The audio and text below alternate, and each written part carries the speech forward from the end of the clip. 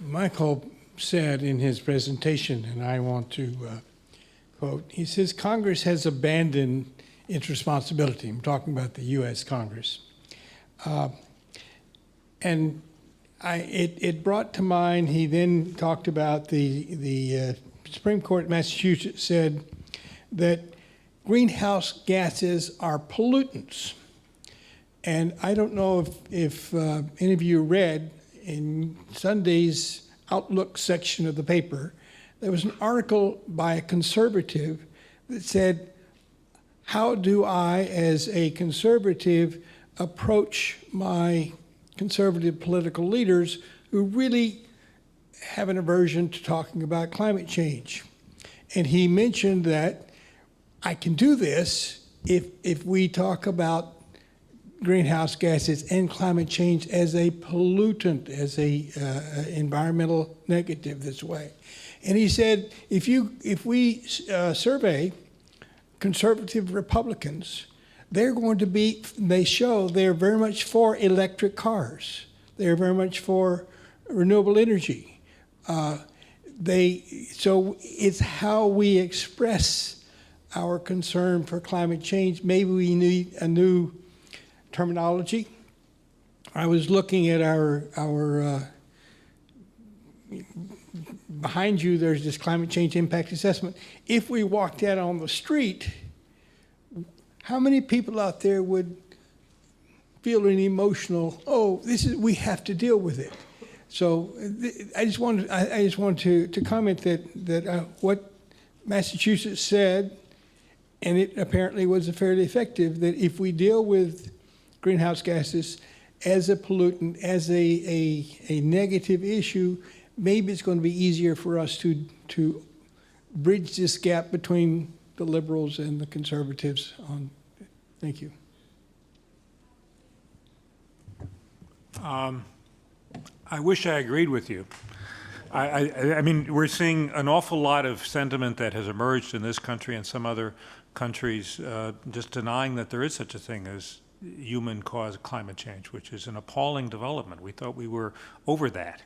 And in the last year, it's come back in a very negative way. And I think a lot of people will say CO2 is a pollutant. What are you talking about? We have a lot of CO2. We need it. We exhale it. You know, and I think we are regrettably still in that kind of very low-level dialogue.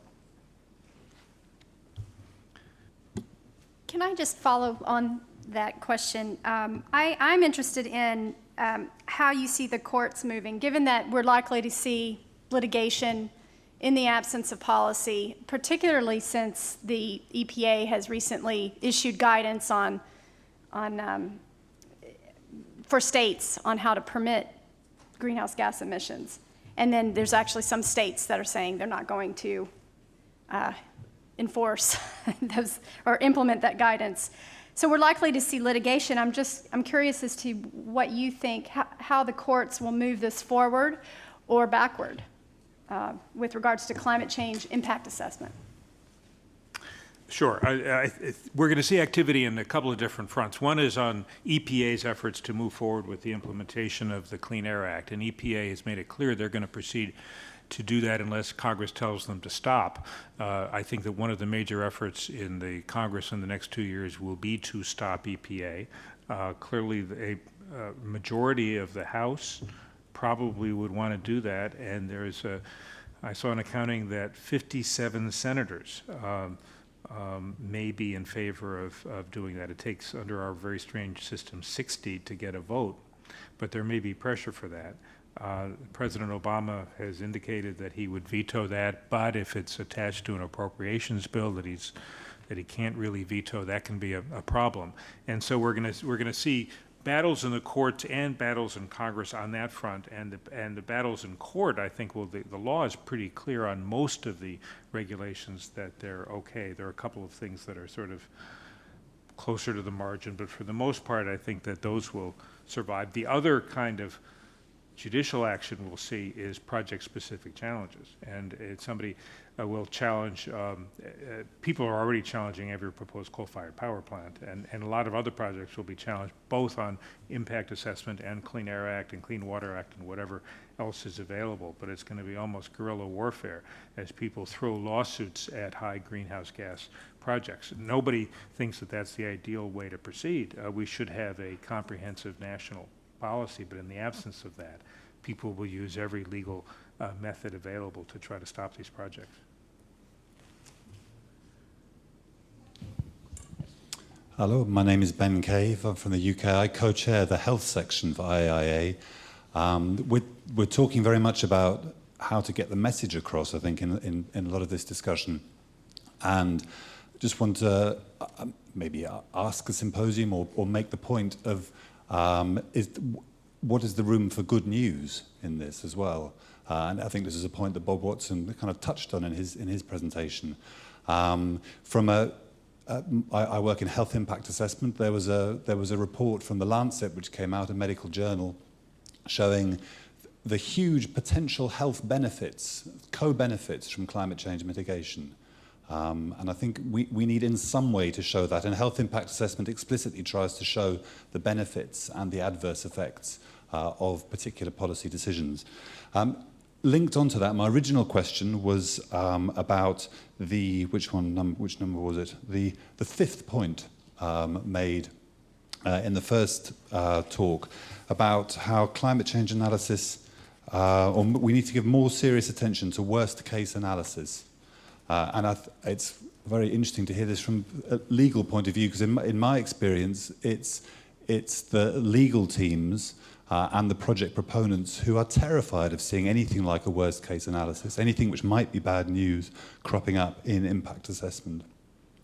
And we're getting into the realms of uncertainty. How do you define what is the worst case analysis as well? So I'd be interested to hear about your thoughts on how that might be defined and carried forward. Well, in I think it was 86, the U.S. revised its policy on worst-case analysis to require less of it. That is now being seriously revisited after the Gulf spill. I hear what you're saying, that the lawyers are going to be reluctant to admit to something terrible that could happen. And I think it's going to require a regulatory push. The question will be whether agencies like the CEQ are willing to move in that direction. I think we may also begin to see some courts be more sympathetic to requiring that analysis. There is one area where this has been litigated in the last few years in the United States is whether environmental impact assessments of proposed nuclear facilities need to look at the potential effect of a terrorist attack and what would be the consequences of that. There is a split in the courts on that subject. Some decisions have said, yes, you do, and some decisions say, no, you don't. And so that is very much an open issue. But I think that will be a vociferously litigated issue coming up, especially, as I said, with the development of new nuclear power plants.